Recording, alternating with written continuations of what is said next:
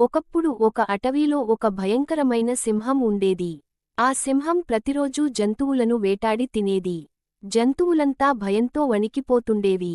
చివరకు అన్ని జంతువులు కలిసి ఒక యోచన చేశారు, మేము ప్రతిరోజూ ఒక జంతువుని స్వయంగా నీ వద్దకు పంపిస్తాము, కాని నువ్వు మిగతావారిని వేటాడకూడదు అని సింహానికి మాటిచ్చారు.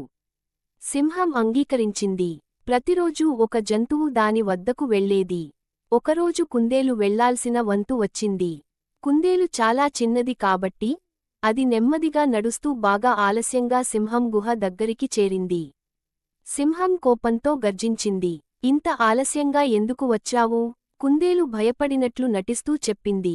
మహారాజా, మార్గమధ్యంలో మరో పెద్ద సింహం నన్ను ఆపింది. అది ఈ అడవిలోనే తన అధికారం అని చెప్పింది. మీకంటే బలవంతుడు అని చెప్పింది. నేను ఏదో తప్పించుకుని వచ్చాను. సింహం ఆ మాట విన్న వెంటనే కోపంతో రగిలిపోయింది. ఏమిటి, నా అడవిలో ఇంకో సింహమా? నన్ను మించినదా? ఎక్కడుంది అది? అని అడిగింది. కుందేలు మెల్లిగా చెప్పింది. అది దగ్గరలోని బావిలో దాక్కుంది. మీరే వచ్చి చూడండి. సింహం వెంటనే కుందేలుతో బావి దగ్గరకు వెళ్ళింది. కుందేలు చూపించింది, ఇదిగో ఈ బావిలో చూసుకోండి.